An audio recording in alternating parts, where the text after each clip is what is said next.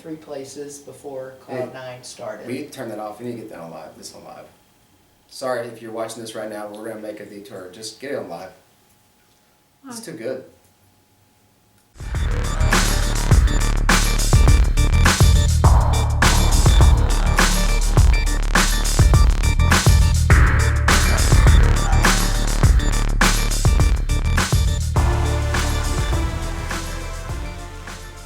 Hey, it's Brian Gasperson here, along with my friend Kim Cloud Skidmore. And what we want to do today is just talk business to business. We're both traditional business owners, and we want to come to you with different perspectives and tell stories, because I find that we always end up talking and telling stories that we love hearing each other's stories. So we decided to just do a storytelling session. So our goal today here is to ask each other questions, and you guys can see in the inside of a little bit about ourselves and things. And so, with that being said, you want to introduce yourself? Sure. I'm Kim Cloud Skidmore, and I am an entrepreneur and salon owner in Flower Mound, Texas. Cloud9 Salon and Spa is located in Flower Mound, and we've been in business for about 26 years, I believe 27. And I am still a stylist. I'm behind the chair, still love what I do, have a full clientele. And I've been doing that for 40 years this year. And then now I also can add to my resume that I am part of a very large multi-level marketing company that I had never done that type of business. And so just learning about that and how it works and the seasons of that, because one thing you could ask me is, in the salon industry, when are your slow months, when are your busy months? And I knew. They're never shocked when February came around and we slowed down, you know, but... Well, before we get there, I want you to go back, actually, because I want to know, because I think a lot of us hear bits and pieces of how you got to where you're at. And so, with Cloud9, you've done it for 40 years, but how did you actually, what is the... How did you end up getting there? So I'm from Garland. I'm a native Texan, been here forever. My mother wanted me to be a flight attendant so we could travel together. She was working for Braniff in corporate office, and she had these great benefits, and she said, you know, go check it out. So I went over to Braniff by Love Field to their little school, walked through, and thought, this is cool, this might be kind of fun. And I left there and went by a cosmetology college that I'd been hearing about, because that's really what I wanted to do. Stopped by, walked in, knew it. I mean, I still get chills. It was a buzz and an excitement, and just, it grabbed me. So I went home and sat her down and said, I'll do that part-time, but this is going to be my full-time gig. And she said, you're going to be tired, your feet are going to hurt, and you're never going to be able to pay your own way. Yeah, 40 years ago, she told you that. Yeah. And then eventually, did she get in the business with you? No. Your mom? No. She just got her hair cut, I bet. Yeah, she did. But, you know, she's right. Your feet do hurt. But what business, you know, something hurts. You know, your butt hurts from sitting, or your feet hurt from standing, right? And it's been an amazing journey. Up to then, in high school, I worked at Merle Norman at Valley View. I just always had enjoyed the beauty part of things and making somebody feel pretty. And started building a clientele in Dallas, and moved out this way. Nathan was a baby, and heard about this community, and wanted to kind of get out of Dallas a little bit. So I was driving into Dallas to a salon at Preston and 635, and I had 2 days off a week, so I stopped by the local little beauty supply store and said, where is there a salon where I could maybe work a couple of days a week? And it was right there at Fox and 35, and he said, why don't you go talk to this lady? She has a small salon in this same center. So I went over there, and I don't know if you remember back then, it was Gibson's and Emmy Moses and Safeway, I think, or something. And so she allowed me to start working there. I had no clients. I knew no one in Louisville, so I contacted the local newspaper and said, I want to do a segment every single week, a makeover. And so they said, well, you have to write it. You have to give us the pictures. So I found a local boutique to supply the clothing. I found a local photographer that wanted to build his business. And I just would give them the content, and they would print it, and it just exploded my business. So I wish I could remember exactly how far it was between the first time an article ran and I got that publicity to the time that I walked in and quit. not a couple of weeks ago, I think Michelle asked, who was your best boss? And I told the story of my worst boss. Yeah. She was not positive, to say the least, and she's just always complaining, very angry. And so I went in and said, I've got a little gig that's blown up and I'm out. So I want to stop you. So you believe that the first thing you ever did to back up is you went to do something your mom wanted you to do, and you found out that you wanted to do something else through that one path that you weren't expecting. Oh yeah. And then the blow up of your business really became is when you were doing something for free. Yeah. Right? Absolutely. So you gave free makeover. And let's let's just say that was years ago, yes. before social media and before all this stuff. Absolutely. You started doing that. It was when everybody read the paper, because it was in the local newspaper. And so once a week you did a free makeover in a newspaper print. You didn't pay to have it done, Nope. and they didn't charge you, and you didn't charge vice versa. And that's what actually created your name. Yeah, right? and I did it, I was Kim Dean back then, and I did it for, gosh, years. And they would write the first paragraph, or the first paragraph was probably introducing the woman that had been chosen, but at the end they asked for you to write in a letter about your family or someone that deserved a makeover, and we would just get tons of letters in the mail, and we would pick one every week. I still do many women that were a makeover back then. They're still my clients today. So that was the Fox, and so you left your other job, I'm guessing downtown, Yes. and you opened up at Fox area. Went to work for a lady who did not do hair. She just owned the business. When I walked in that first day, I remember there were 3 people that worked there, very young, and leadership wasn't there. I mean, Right. she bought this for her daughter because her daughter was a stylist, and it was not probably a couple of months. She came to me and asked me to buy it, and I was like, I'm 20 years old. I don't even know what I'm doing. And so. Do you remember what the number was then? Yes, it was $7,000, and I went down to For a Bill period, Ellis. 7,000? Yes, 7,000? total for the business, and would be paying rent. I wished I remembered how much rent was. I don't, but I went and saw Bill Ellis. He was the local banker. He told me no, that beauty shops don't make it, and so I said, I'm not giving up. You know, let me go talk to my family. But would you take a co-signer? And he said, let me think about it. So I went and talked to my dad. My dad said, offer $5,000 and I'll be your co-signer. So she took $5,000, my dad co-signed, and I bought that place at like probably almost 21 years old. I asked my buddy Brian Gasperson to come and hang out with me for a little bit today and chat business. So one of the things that I think is super important now in my life, and I wish I had known it so long ago, is mentors.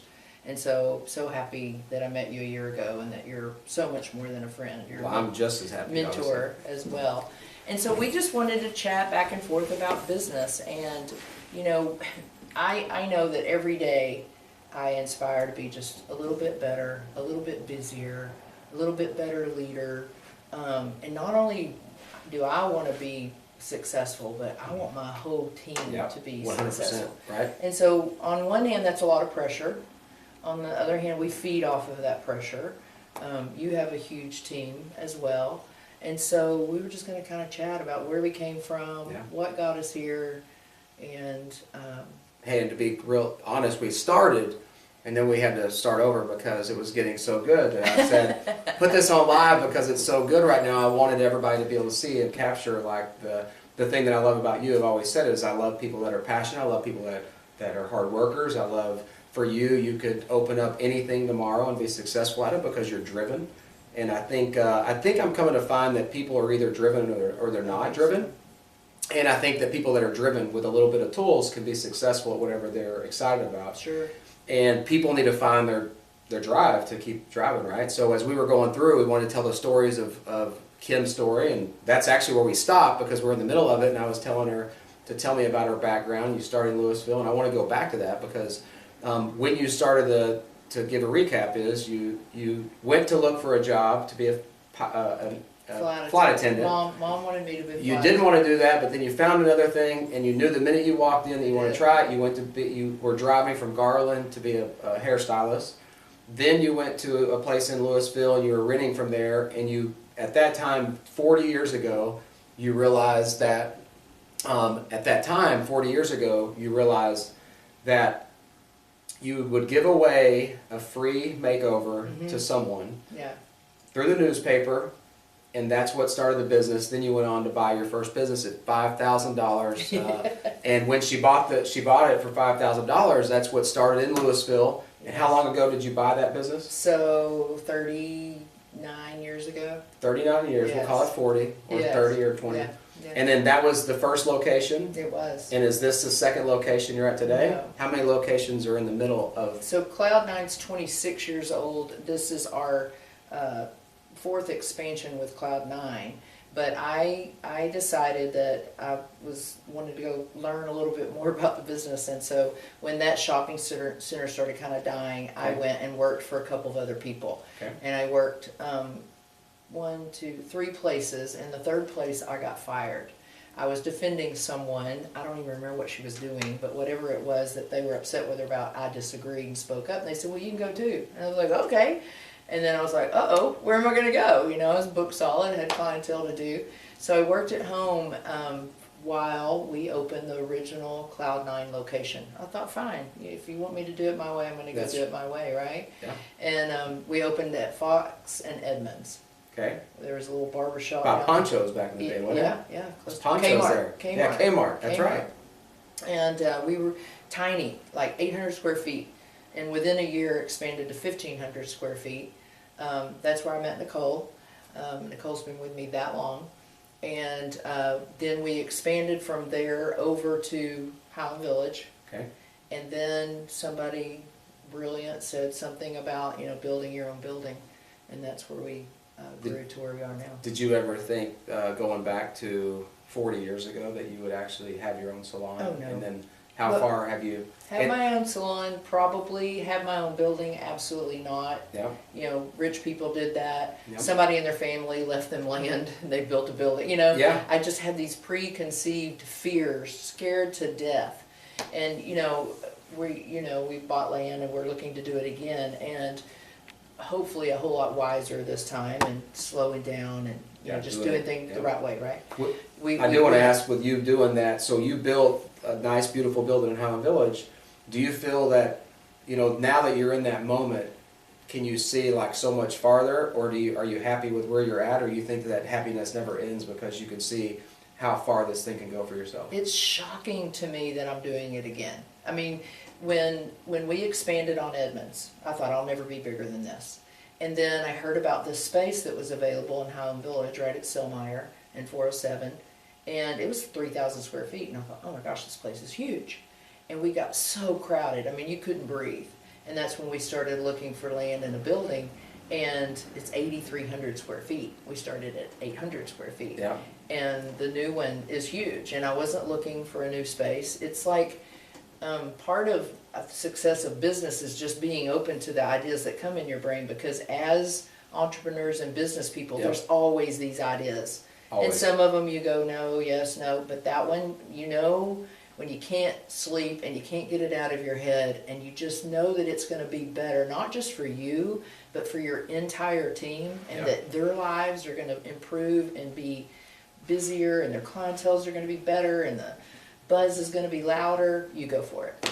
So as you're telling all this stuff, I'm sitting there thinking to myself, so before we came on, guys, I thought it was awesome to get people. I believe that there's been people in my life that have changed my life from a business standpoint, and I truly hold you in one of those areas. I've always said that you put me with Kim and I'll go do anything, because I think you're driven and you have that thing that I feed off of. Right. And with this sit down, we wanted to give you insight of what we've been through and what we've done in business, but I think along the way we learned so many things, and we always talk about these off camera and on camera. So before you shut down live, I want to ask you a question. Yeah. Okay, so what's the toughest thing in business that you ever overcame? And what would you learn from it? The toughest business, I'm just going to think of one very easy, is obviously there's lots of things in business that are hard, but I think the one that people that says probably the most about me that people wouldn't know is in, I don't even know what year it was, maybe 2000 and, Michelle, you know what year it was in? 2000,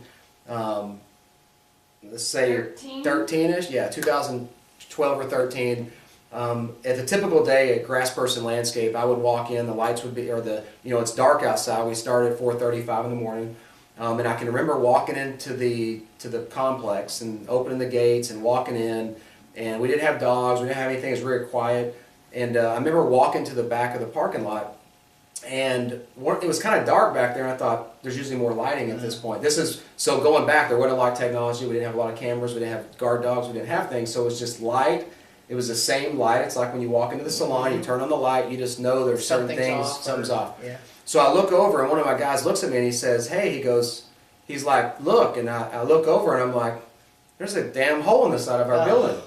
And so to get a description of this, is we have about a 2 acre facility at Gasperson Landscape. We had probably 20 trucks, all of them with the roll-up doors in the back with one lock on it, right? And then this whole shop with massive equipment in everywhere. And I still remember thinking, what happened? So someone had gone through an 8-foot cedar. My kids actually still don't know this story, because this will tell you a lot. This is the first time I've ever said this publicly.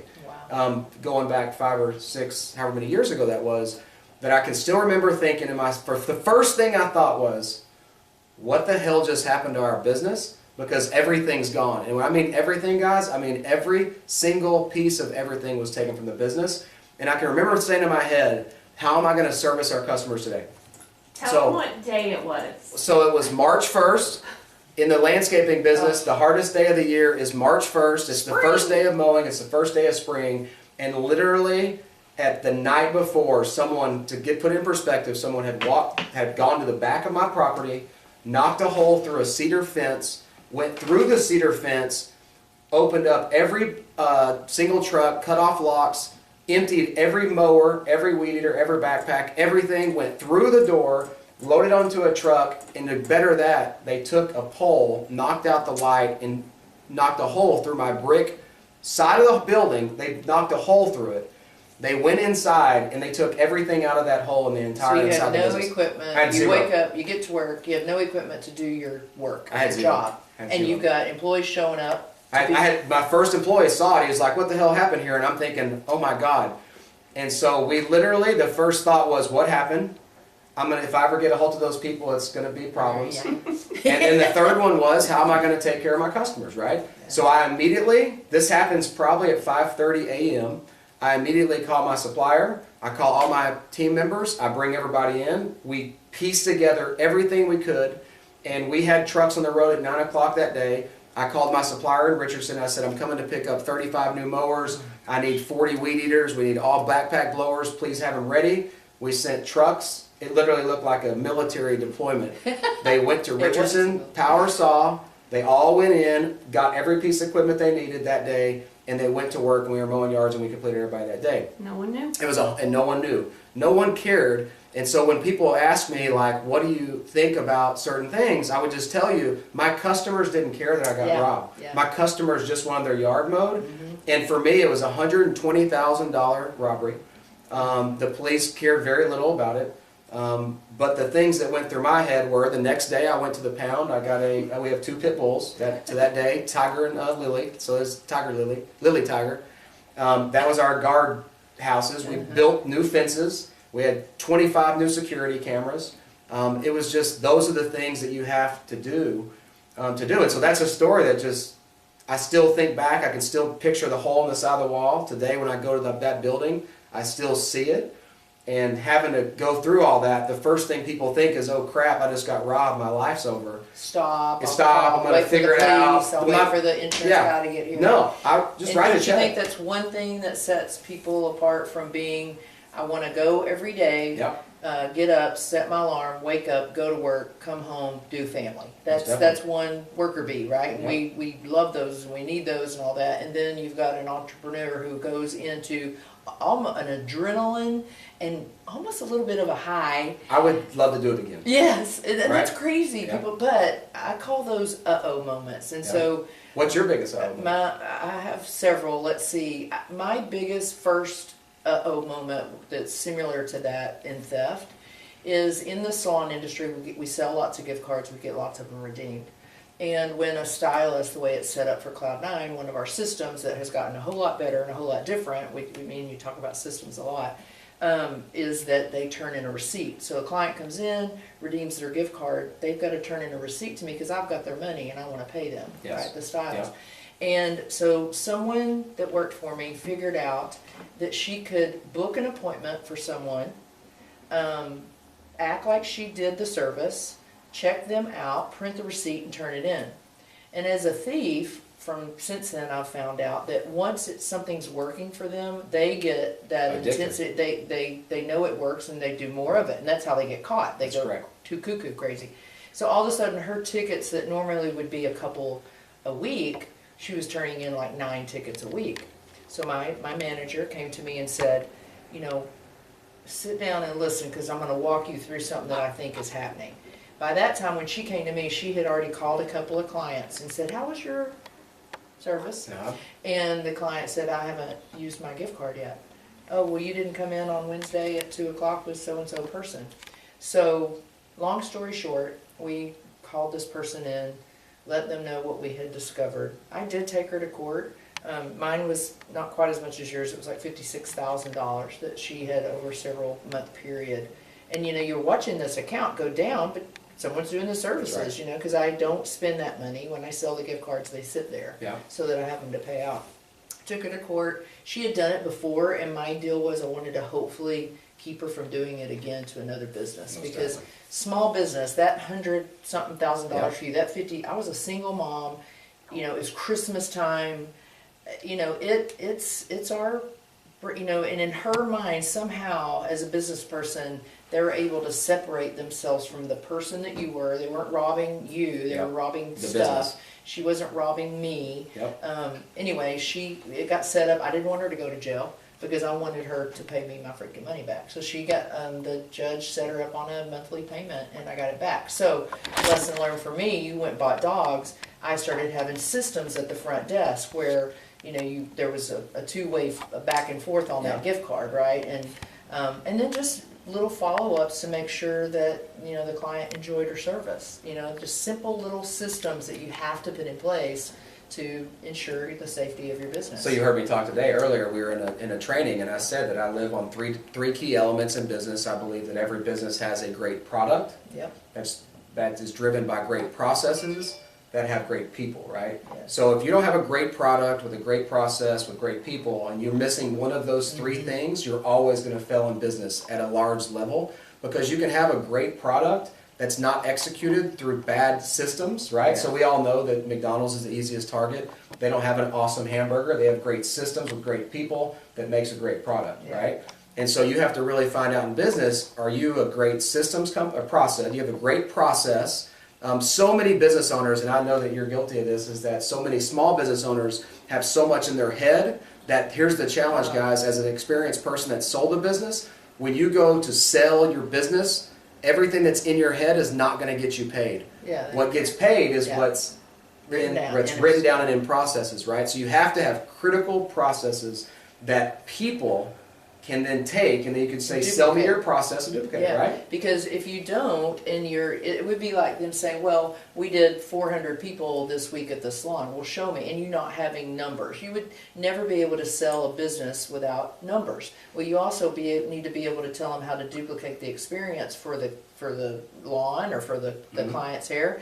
And so we still are constantly improving systems, and I'll tell you where the two things to me that happen that systems get approved are an you're like, we better make this better. Or a new person comes in that's done it better. So currently we have Shelby that works our front desk. She'll say, hey, I think we need to implement this system.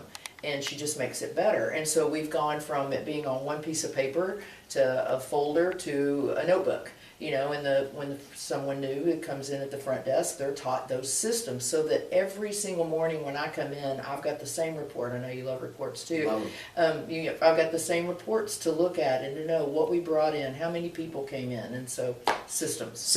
And systems are driven by, I know I'm seeing some business owners that are on here right now in and out, and if you don't follow reports, then you're not going to, those systems actually, if you watch reports, they'll line up with your systems, and then you'll be able to identify when things are happening in your business, good or bad, right? So most business owners live off of what they think, and it's not off of real reports, like are sales really up, or do you think that they're up? Yeah. And is this selling more than that, or do you just think it is, you know? We talk all the time too about, and maybe in our other businesses, but we talk about trying different things and knowing if they work. Well, if you don't have reports, if you're not looking at your reports, that's why I still like having my hands on a daily report, weekly report, monthly, quarterly report, because if I put a new poster in the bathroom, on the back of the bathroom wall about a product that we have, and that week, at the end of the week, retail is up, and I double click on the number, and it's, you know, Dream, or whatever the product, our brand new shampoo, is our brand new shampoo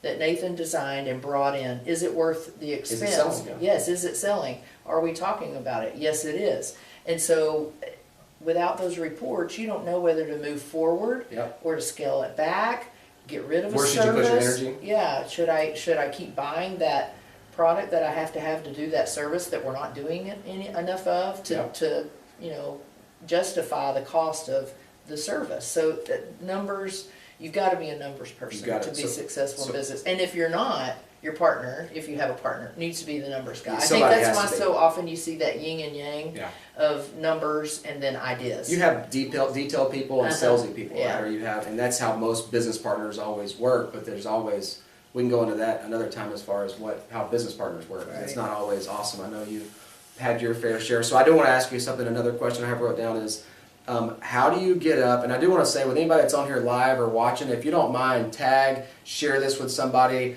that's a business owner or a small business or wants to hear Kim's story more about it. If you simply share this, tag it, or share it to someone, we can get people out there to see it. But I want to ask you, how do you, because this is a question you asked me, like how do you keep doing it? Like what do you, so the question is, how do you get up every day and lead like a leader, specifically just in your salon? You know, how do you get up and just put on, you know, the armor and just go lead? Like what drives you? Number one, I think it's just what I love to do.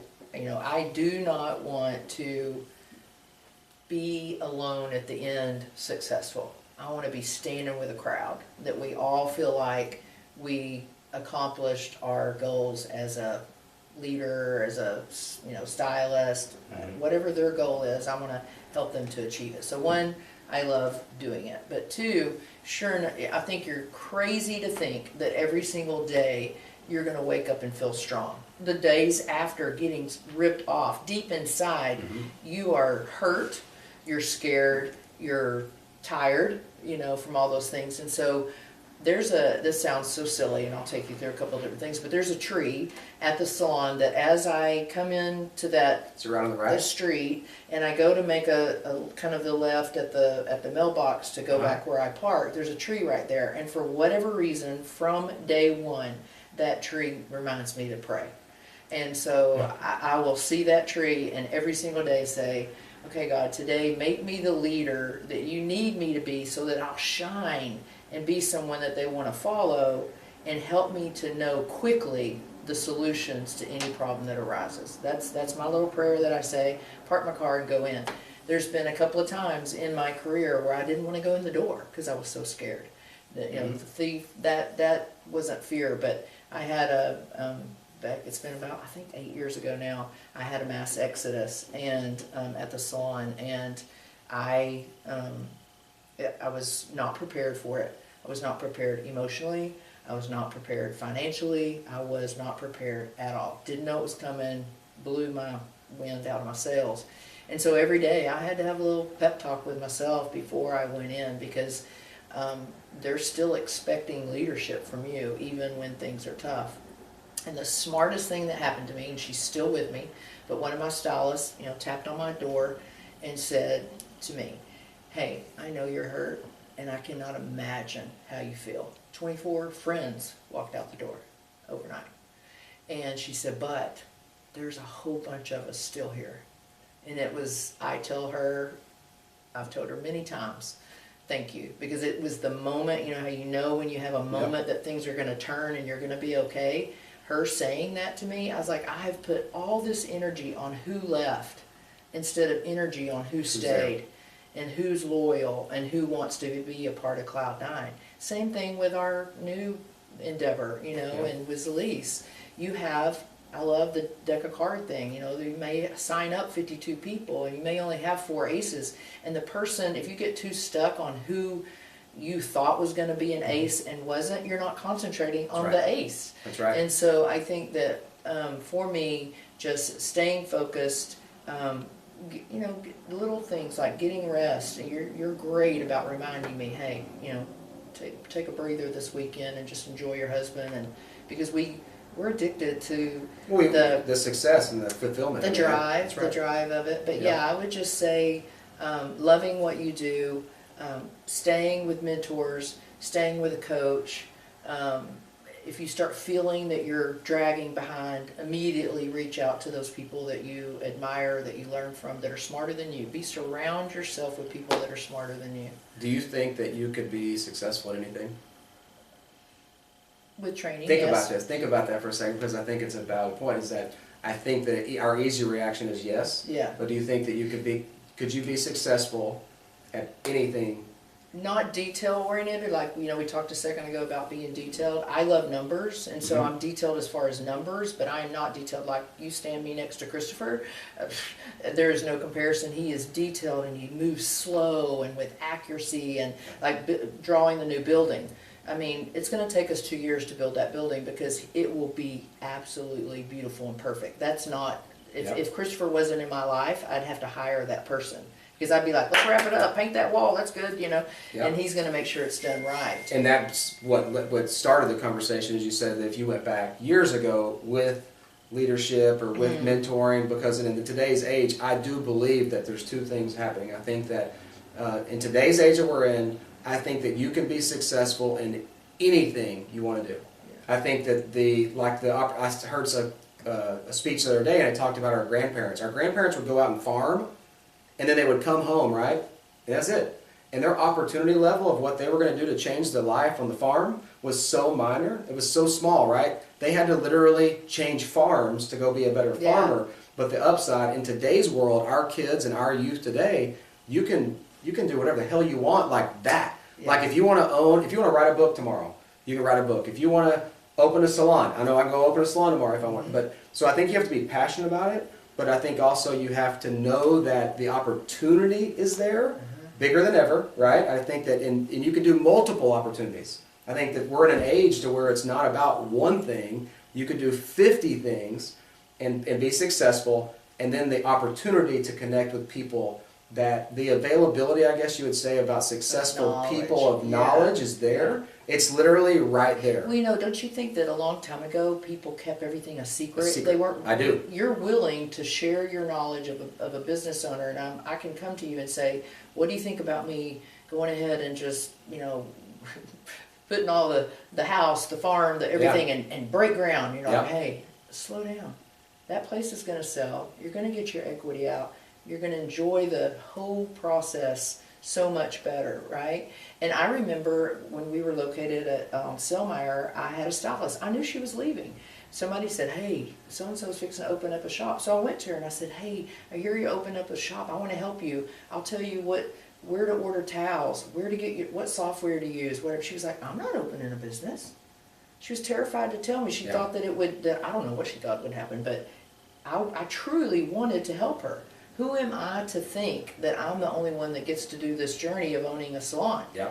But I was just trying to save her a whole lot of misery of figuring out, ordering the wrong towels that don't make it through one wash, and they're falling apart, or the company doesn't send what they told you that, whatever. Help her know where to find her equipment. I wanted to truly, didn't know that it was called Mentor back then, but I truly wanted to help her to make her road easier.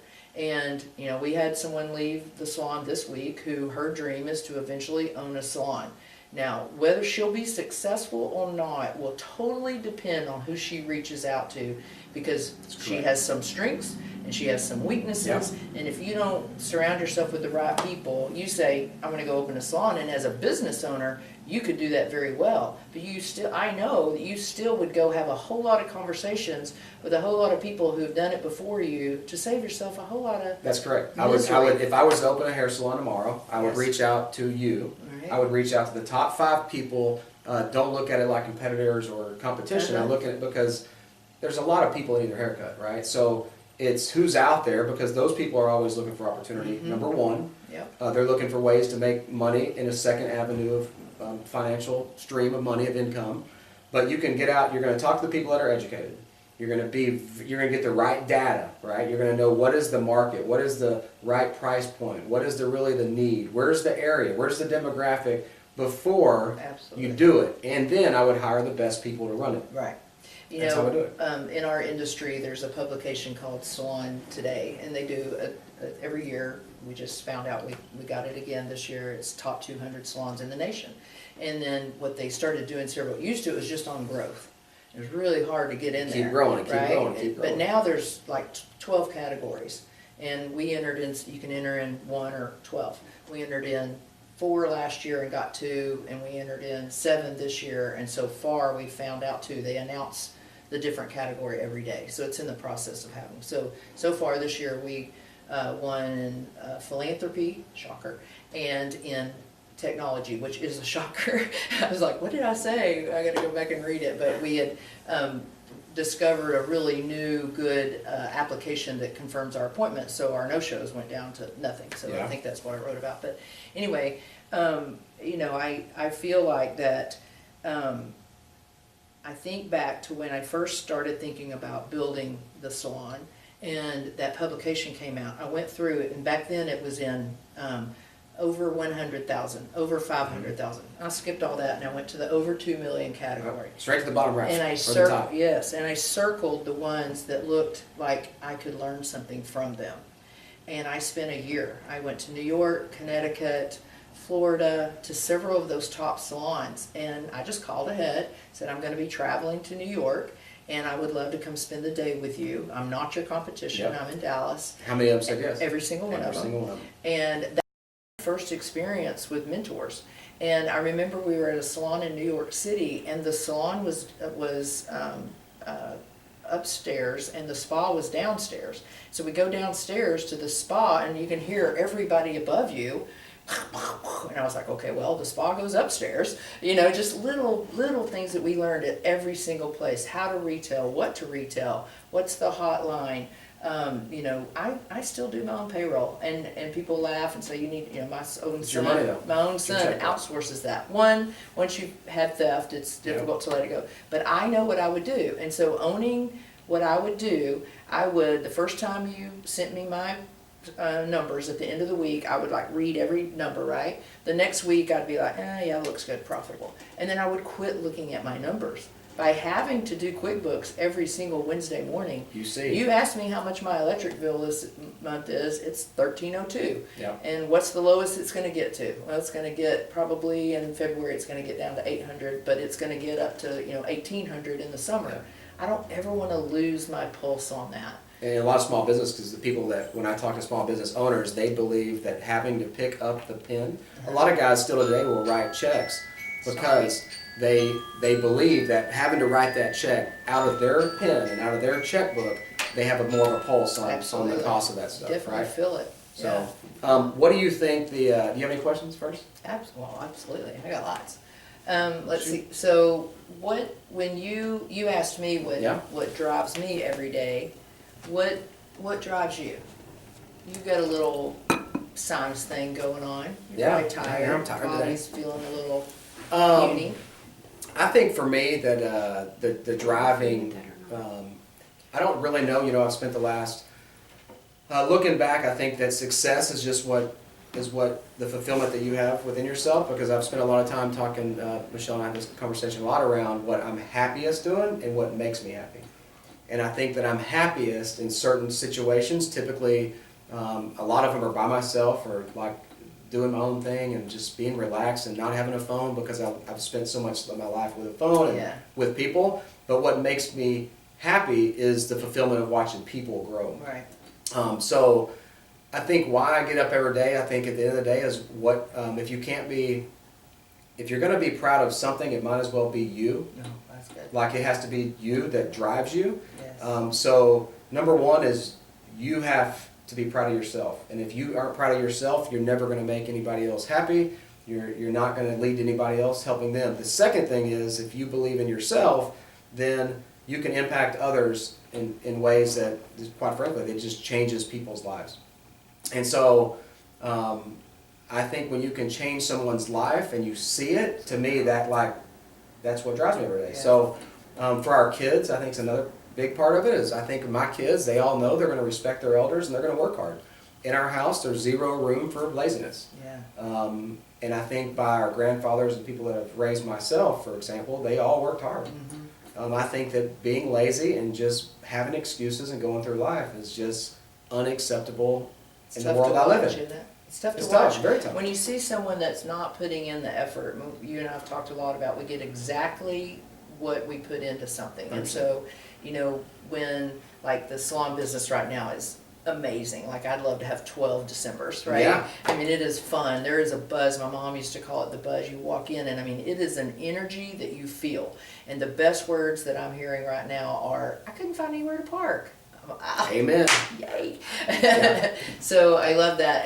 But on the other side of that, because I'm not doing the daily steps, the systems, the things that are so important, I'm seeing the result of that. And I know it. So there's no reason for me to wake up and go, oh goodness, why did I not sell whatever? It's because I didn't talk about whatever because I'm busy with this. But I also know that there are ebbs and flows Correct. and times, and you know, I'm not going anywhere. I can't wait. I also am looking just forward to January because the salon industry will slow down and I'll be able to share with more people, you know, about our other business. So Yeah, what sparked me with you saying that though is there's a little bit of the entitlement that we have today and the lack of like taking accountability for ourselves is, to me, it's so ridiculously high that you have to have you've got to take responsibility of like every action. And I, you know, it's for our kids and to people, anybody that's related to me or works with me knows, like, there's a consequence of every action you do, and like it or love it or hate it or not, it's all you, man. absolutely. And you can change the way, and so I think that just understanding that and owning it is one huge part, and then it's what we're teaching our kids about, like, every action that, like, life sucks all the time for everybody, it's like part of being through life, but what you make of it is what changes it, right? So we started this thing talking about my company getting robbed, your company, you've had theft, you've had people all walk out on you. It's how you grab that, because ultimately, if we got real raw here, why everybody walked out was not all their fault. Okay, Yeah, surely. you Yeah. you have responsibility in that, Absolutely. which is made. That's why you reacted so Right. much, and the reason why you got robbed, and this, I'll take the same ownership, is because I had lack of systems. Absolutely. I wouldn't have gotten robbed if I would have done things different. I Yeah. wouldn't have gotten robbed if I had better systems. I And wouldn't have sometimes gotten it robbed. takes the failure to Most definitely. create the system. Don't you wish we could wake up every day and see things before they come? Yeah. I think also that people get, you know, in our industry, people get enticed to come over, you know, the grass is greener type of thing. So there's two lessons in that. One is, what could I do differently? What can I do better? And the other one is, how am I, as that continues to happen, it's going to happen, Yep. how will I recover? Because one thing, the biggest thing, if you said, what's the biggest thing you learned out of that, is I can recover. I mean, there were days and weeks where I thought, how am I going to do this? I had mentors that would come and sit there and go down line for line for line. When's the last time you called your phone company? When's the last time you called your insurance company? And showed me, Negotiate. I saved thousands of dollars so my kids could eat. I mean, I was a single mom with kids at home. And I learned how to, now, once a year, I look at those lines. Is there a way I can save? Maybe I don't need to, but it's smart to do it. And so to be prepared for that, and just to realize that some people are going to come, some people are going to go, Yep. some will, some won't. Who's next? That's Those right. things. But I do value. I still hate losing people. I do. Yep. I value them. I like right now we've got this really cool vibe and connection with everybody at the salon. Where they're sitting is good. How they're coming in and blending is good. And so I don't want it to change, but it could. What It could will. you say to everybody around, what would you say around, I love this question because it's a very direct answer is what I'm waiting for, is what's around personnel and people. If you're a business owner or if you're in charge of management around people and personnel, what is hands down the thing that you can do the most to take control of your business vibe in small business, right? Which is the hardest of people, right? Yeah, I think two things pop in my mind. One is how I am I happy? And it starts at the top, and that attitude feeds down. And then I think too, just valuing them and trying to give them their needs, maybe not all their wants, Yeah. but making sure, one thing that sets Cloud9 apart, we have a front desk, we answer their phones. I don't want them to have to stop and answer their phone. Right. I want to supply that. We have, almost 24/7 housekeeping. I don't want them sweeping their hair. I want them focusing on the client. And so we provide these things. They don't do their towels, just little things.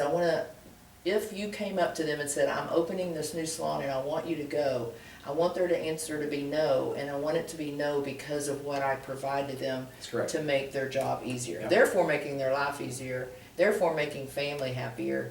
Yep. I think that one thing that, how high do you have on your rank of when to know when to get rid of somebody fast, right? Oh, so how bad is a cancer? I know dealing with women, I couldn't do what you do with that many people in one building, but I think that it's very important to you to keep pulse on as a manager, as a business owner, even in life around friends, is when you feel the pulse of the negative person, you have to fire their asses. You have to. Like, you got to get them away from the business because it'll kill your business, right? So someone, another mentor of mine that helped me with the P&L and surrounded me with really smart business people when I had my mass exodus, said, Kim, very first night of a class, 10-week class called Biz Owners Ed. It's a nonprofit that I would love to take you to some of this. It starts mid-January. Anyway, he said, Kim, when's the first time, Kim, when do you fire somebody? And I was like, I don't know. He goes, first time you ever think about it. Now, is that literally true? Maybe not quite, but I will tell you this. There was a leadership in that mass exodus.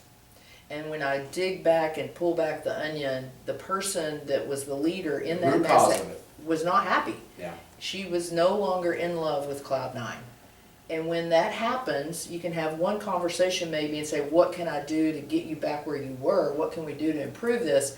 But if they can't, they gotta go. Yep. Which, is... And I think that's so important, is to realize when you have to make that decision, because I love that the first thing you said was it starts with you, like you have to be happy. And I used to tell people all the time, you cheat, steal, or lie from me, I'm done with you in business. I'll never have the trust, so it's just best if that happens, that you leave now, right? Michelle will tell you that I'm the fastest to teach when I work with my people. I believe that clear direction, telling them where you believe they fall and whatever they're supposed to be doing, people will fire themselves. Because I've always wanted to sit down with someone and say, you know what we're about to talk about, and you know how you've done around your review, because number one, I took the time to review it.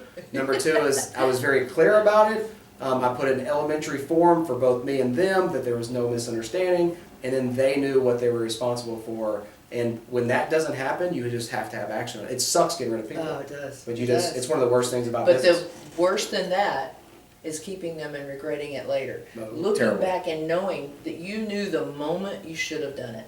The moment.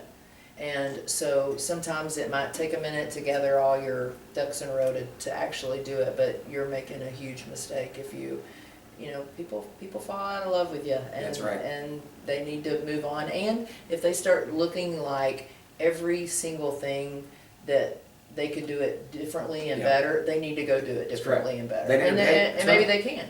Go prove it. Go knock yourself out. I love to say, I'd love to come and watch your business when you're killing it with all these ideas you have. So now let's jump forward a little bit on, without telling everybody what all we do is we've both traditional background, traditional business background.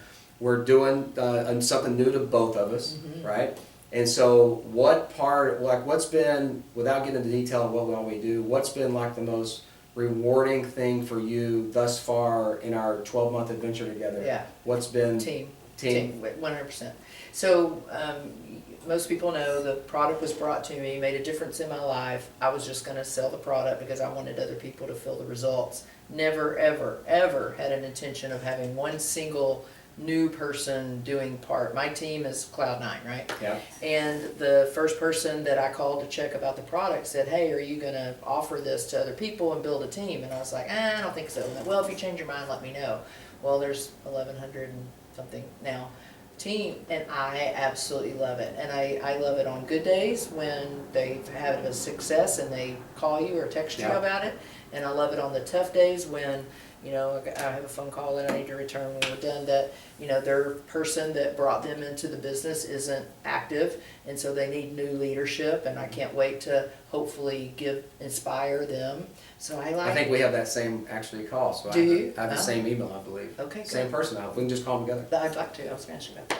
So I think just I love people, you know, we talk Yeah. about I'm fixing. Yeah, and for me, it's the exact same thing. Yeah. I love the relationships. I think the key for what I've seen is I love to see how fast people can succeed in this, in what we've been, because number one is that you have massive amount of support versus in traditional business, you have, you know, one coworker or 12 or 20, and that's your coworkers, but in this thing, we have thousands, right? Yes. And so for me, I love traditional business. I love my employees. I love seeing day to day, and I love that you love, and both of us love the relationship that forms with that. But we love when you see them become successful, Oh, right? absolutely. And so with this venture of 12 months that we've been involved in, for me, it's been, I think we're at 11,000 people today in 12 months, over 12 months, is you're seeing 11,000 people win. Yes. And that to me is awesome. It's Yes. seeing them win at a great success, at a great rate of speed, with minimal efforts, and have fun with it, right? So I think that's what draws you and I to, you know, when you go back to the question, how do we get up and lead every day? I think that that's part of why we get up and lead. Yeah, we get There's up. someone to There's 11,000 people, there better be at least one leader somewhere walking around, right? Just So, like my girl said to me that day, she said, hey, I know you're gotta be dying. We're friends. I mean, I spent the weekends with these people, but we're here. And when I made that brain switch on who's here and who's successful and who's staying and who wants this, instead of on who made a different route, my whole, you know, it was like, okay, let's go. How are we gonna rebuild this, you know? So when you think about, something that just popped in my head is around marketing, when you talked about, for you, 40 years ago, let's call it 30 years ago, you gave away a makeover on newspaper, and that's what changed your business. And I know you've heard me talk a lot about social media Yes. and growing your business today, because I do believe that one of the successes we had at our business, my traditional business, was that it took off very fast because I did unconventional things with low cost. My budgeting, if I go back and look in the years of 2000 and 2005 area, our marketing budget was like literally $1,000. Wow. I didn't spend any money. Oh, you really? Really, no money. So I didn't spend You any never money. did Yellow Pages? Zero. I did not like spending money on things that I didn't think they had a direct relation. Yes. To, even though I know A you phone market. call. Yeah, it's a phone Yeah. call. So I think we had to put our money back into the business to grow, and I think that was where we were at in 2000 when we started on Google AdWords. And I talk about in 2000 when Google AdWords started. Then I did that. I remember staying up at night on my computer and figuring out how to make it work, and other people 10 years later were paying people how to do it. With that being said, how do you think going from where you started from a newspaper to where we are today? I know you've learned a lot in 20 years, right? So I'm curious to know at Cloud9, what is the marketing budget, and where have you moved money in that community, in that building? Where do you spend your money at, and where do you see the future at around like business and growth? So I think one important part of being a entrepreneur is understanding where your time is best spent. I know my time isn't best spent in getting on Facebook and posting for the salon. Yep. So I found the best person to do that for us, and so she posts for me. Is it Facebook driven? Yeah, she's Very specifically? Facebook, Instagram, and Twitter. Okay. She does all that. And then if I need something designed, she does that as well. So outsourcing that. My actual marketing budget is probably as low as it's ever been as far as print work, because nobody's sad. That's I spend some money with Kelly Murray because I feel like people read that, but that's really my only print stuff. I spend money every single month on a company that I love, my girl who handles my account, and her job is to keep us high in Google, let me know when we get a poor review so that I can act on it quick and get the customer back in and get them happy. People are so fast as our customers to get on there and give us a bad review, and so you have to do some little tricks to get them to give you a good one. People tend to just want to tell you the bad, not the good, and so that same company sends out quarterly to our top 50 clients for that quarter and says, "Will you do me a favor and click here and review us?" So you have to ask for the good reviews and you have to respond really quickly So to let's the go in, negative. I know I'm gonna sidetrack, I always get sidetracked when I start hearing your answer. So what do you do for people out there that have small business or see the negative reviews? What do you, specifically, what do you do when you see Google negative One. 1-star review on Google? Happened What does last week. Kim Cloud do? Picked up the phone. Pick up the phone and call. Pick up the phone. It was a client. She never even got into the salon. She was already mad with, she got her appointment moved a couple of times. Total miscommunication. Yep. Stylist moved her, front desk didn't know they had moved her, that Okay. she had been moved, so they called they thought she wasn't with the right person. They thought there was a mistake on the book.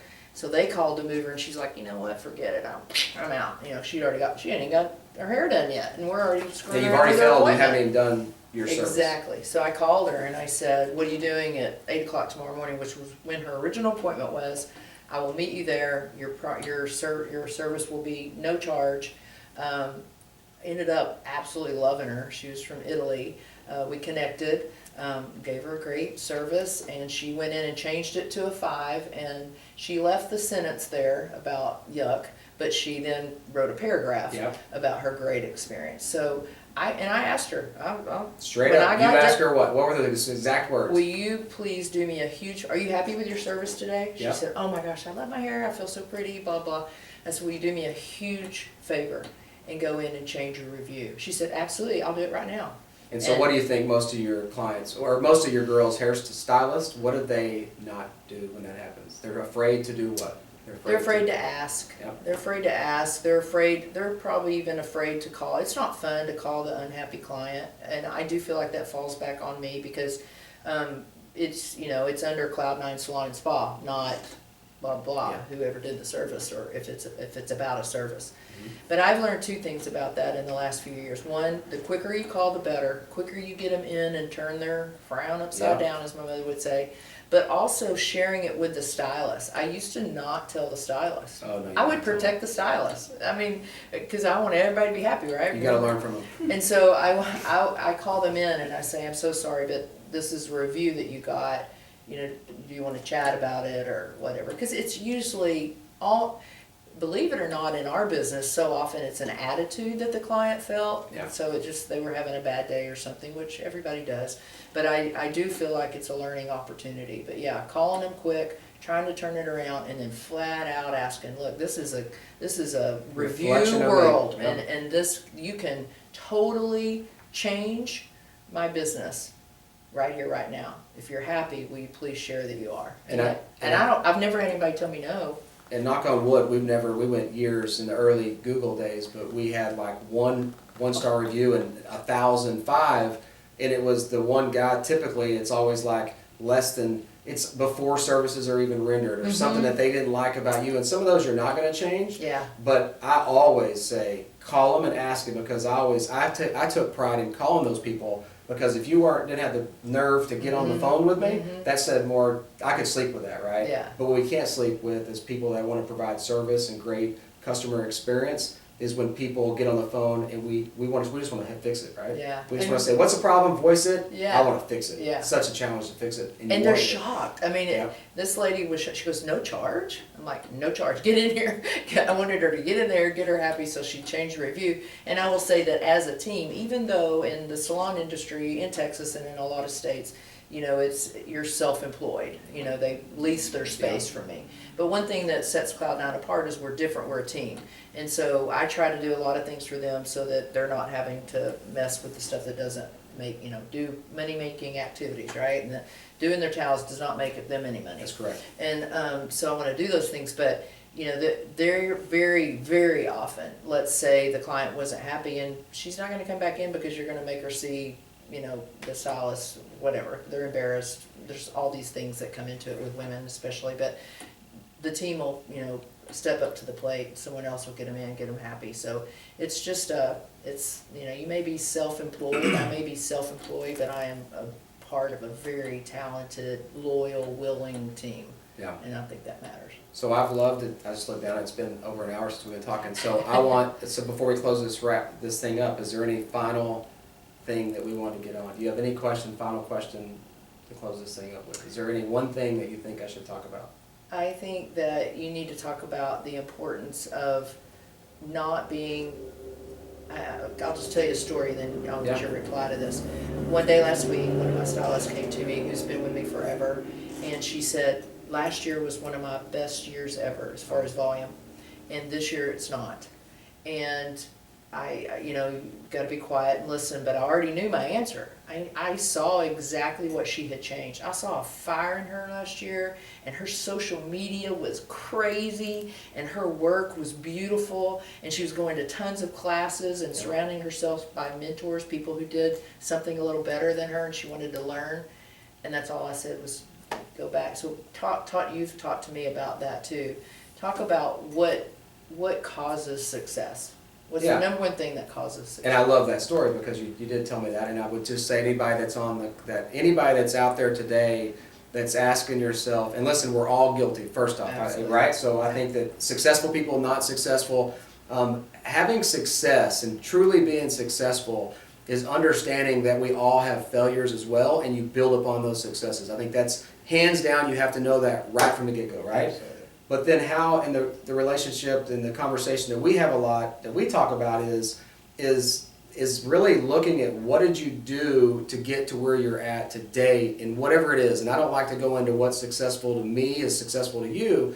I like to say, what do you want to be successful in, right? So if my wife and I would say my wife wants to be a great stay-at-home mother. Yes. She wants to be a great wife, and her success to me, it looks a lot different than what my success is. So if she said, I feel like I'm failing, I would say to her, well, what were you doing different last year to fulfill as a great mother and as a great wife? You cooked more often. You cooked more often. You did something different. I went with you to... Yeah, whatever it might be. I supported you doing this. I supported you doing that.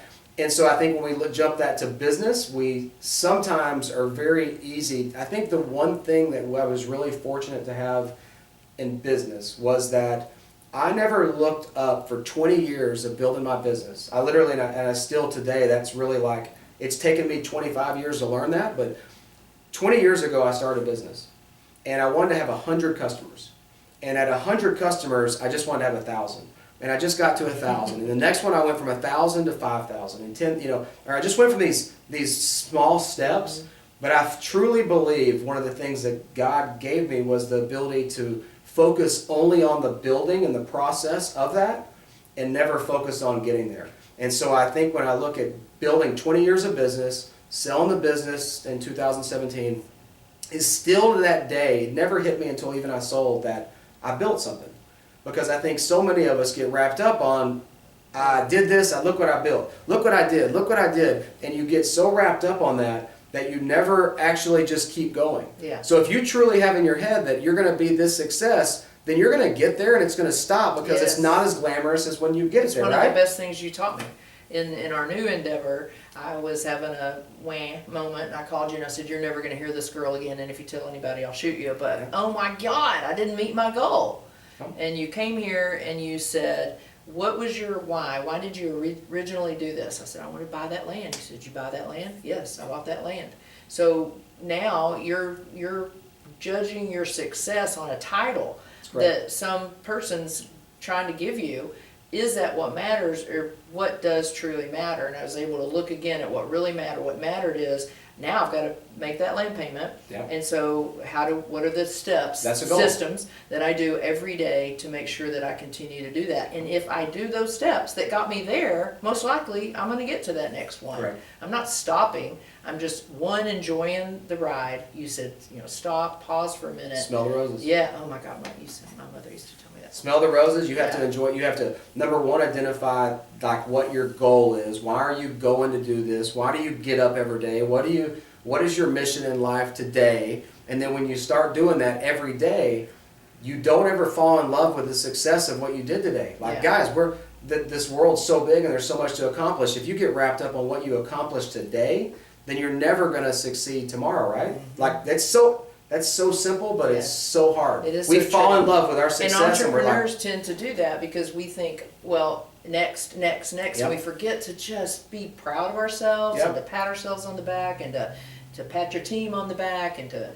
reward yourself and them. It's not just about the team, it's about yourself as well. Yes. Because you got to take care of you to be able to take care of them. And then, you know, why is the travel industry so big? Because we ought to travel, we ought Yeah. to rest, you know, wherever that is, if it's at your house or out of town, the resting and building up for the, just to repeat what works and repeat what got you there Right. will get you further. And never fall in love with yourself along the way, like Yeah. the successes, right? Yeah. So, well, hey, I've had an awesome time in doing this. It was. We're gonna do this again. I hope everybody enjoyed this.